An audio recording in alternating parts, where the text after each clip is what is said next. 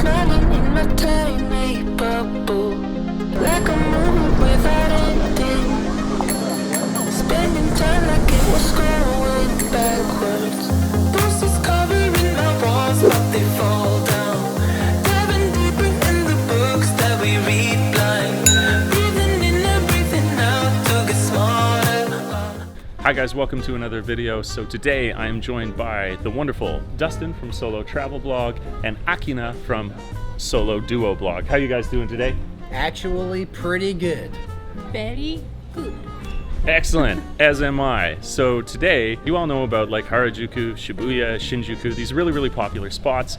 But if you go just a little outside of that into kind of like the suburbs surrounding Tokyo, the greater downtown area, you find so much character, more so like if you were to actually live here in Japan. And it's cool if people can use this as an alternative to going to those big well-known places. And we've chosen Koenji. We're gonna try out some delicious meats, some sweet treats, whatever it is that we can find with no particular plan, but with the mind that after watching this, I'll put all the places that we go to down below. And if you were ever to visit, you can try out something that you might say was a little more authentic. So shall we get on with it? I think that's a good idea. Let's do this thing. Let's go. Hey guys, brief interjection to get you back to the video that you're watching right now, which I'm working on right now, that you're watching right now. It's very meta. So I was thinking as I made this, and I hadn't recorded anything to this effect. So whole point of this video, showing you a unique and interesting side of Tokyo. I've made a couple videos to this effect, and I've learned valuable lessons as I've gone along. And particularly with YouTube, that if you don't give a video an immediately obvious name, if you try and be a little more original, the further you stray from just straight up clickbaiting a video's title, that it's going to get buried. It's a sad truth. It's almost like you have to forge this relationship with your audience where they appreciate that you don't intend to do that, but it's the only way you reach a wider audience. And you're always balancing this kind of like creative integrity with how will I actually expose people to things that I create. So not having learned that lesson, I made two previous videos like this one. One was for Shimokitazawa.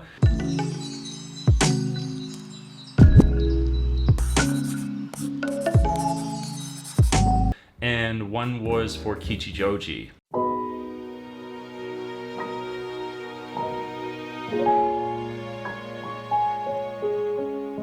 And they're really cool in that unique way that they're not what's so well known around Tokyo, but if you live there, it's a staple. They're really awesome places to visit. I was thinking, if you're tuning into this one and you like it, maybe you want to check out those videos too. So I don't know how it works, what side that it's going to be on, but we have these cards that you can use, and I'll put the cards up in the corner of the screen. So if you finish this video and you liked exploring this kind of more out there, more hip, more cool, throw me a frickin' bone here, neighborhood, then you'll have easy access through the cards to be able to check it out. All right, back to your regular programming. Thanks for bearing with me. This is the first place we're gonna check out. It's called Rainbow Cafe. It's got a really chill vibe. It's got the chill jazz music going on inside. Great value for the food you get. Really friendly staff. And because you're not at one of these major stations, this is a place you kind of discovered, not where everybody else is going, and your experience is going to be that much more authentic as a result thereof. So we'll head up now, check it out, and I'm sure it's awesome. The design of the Rainbow Cafe is laid back, cool, leather-bound chairs, a great place for coming for a really unpretentious lunch, and the whole theme of the place was meats. Delicious meats in lots of variety. We had chicken wings, there was a nice miso soup with a bit of a twist on it for the fact that it was extra savory. We got, as you can see before you now, this delicious sliced ham starter, all very good, and then each of us got an entree of some significant portion of meat. Me, I went straight for the goods. I can't remember, this was 200 grams, sizzling when it came out. Absolutely delicious. And this is so funny to me, first time I've ever had something like this in Japan, I was not disappointed. So good you might say that it was worth fighting over. By the way, these two lovebirds are getting married, so maybe give them a little extra love down in the comments below. Congratulations, Akina and Dustin. Now, we wrapped that up pretty quick because We wanted to check out a few more places and just wander around. This neighborhood is great for exploring, whether it's the little vintage shops or places you don't even know what they're selling. You just want to go in and check out what they have. And the next place that we did stop was a coffee shop, and it was cool, but for the wrong reasons. So I don't figure it's a trip worth coming to Tokyo unless I go to a cool kisaten and get some delicious caffeine dripped into my brittle veins. And it's really cool when you go to one of these more out there neighborhoods, you find tons of character-filled little shops. And one such is behind me here. I believe it's called Hatanaf. If it's not correct, I'll correct it. And that, of course, will be down below. And the theme of this one is basically you go upstairs, they got cool art all over the walls, and you're sitting in this cozy little loft as you have your coffee and your treats. So let's head up there. Nice. Did I say cool art? I meant absolute nightmare fuel. The idea is really interesting, and that part of it's fun, where you go up and up and up into these different lofts, and you have kind of that childish feeling of being in your own secret fort while you enjoy your coffee or your treats or whatever that is. But when you're in here and you're looking around and you have the cold, dead eyes of some animal staring at you, it's a little bit disconcerting. But that said, the whole experience was not entirely ruined once you realize that you're in the seventh circle of hell, and you realize that the food is pretty good, then you're not going to regret your time here. And in fact, it's kind of novel in that way that I didn't expect. I was like, this is both creepy and delicious, right down to the weird little doily that they put around my dessert that they brought out. And we weren't disappointed by the flavors. They were really good.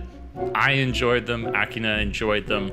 Would it be a place that I think any grown adult with a sane mind should go and actually genuinely enjoy for the decor? No. But if you like things a little bit twisted, this was an interesting place to hit up and a lot of fun to check out.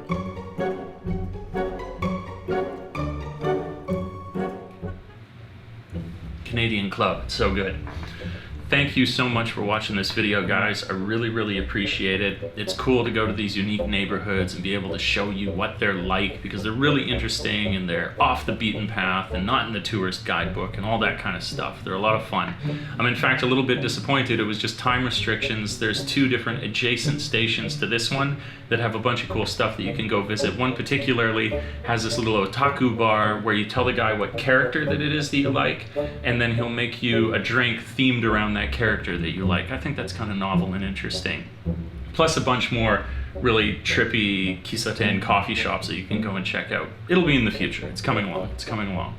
I already said it in the video, but Akina and Dustin, they're getting married. They're wonderful people. Half of the story of this video is over there on his channel. We did the collab, so if you want to see more of this kind of thing, this neighborhood, go over there now. Check out the video. Hurry, it's amazing. Drop a like on his video. And whether here or over there, let's give some love to those guys, because it's a wonderful thing when you see two great people like that getting together, getting married, hitching up. It's a wonderful thing. I think I've said thank you. I'll say it again. Thanks so much for watching this one. If you guys did enjoy it, please don't hesitate to hit that like button. If you want to get up to the moment notifications whenever I release a video, once you've subscribed, we of course have the extra step that you got to hit that little bell notification, and that will let you know for your convenience when a video has just come out on my channel. So if you want to do that, go right ahead. I'd really appreciate it, and you get all the juicy goods when they go fresh immediately up onto the channel. The gears keep moving around here regardless. I will always keep putting out content, but it really does help if you want to drop on my Patreon and you want to support me there. There's a bunch of extra goodies like free photo print giveaways, access to a share folder of all the photos I take around Tokyo that you can put on your phone or any digital device. There's a copy of my ebook for free there as well, Stoneheart, gripping psychological thriller. And I think that about wraps it up. Next video I'm going to do is on culture shock in regards to Japanese relationships. Tons of interesting stuff to explore there. This was a ton of fun. On to the next one. Thanks very much, guys, for tuning in. Peace.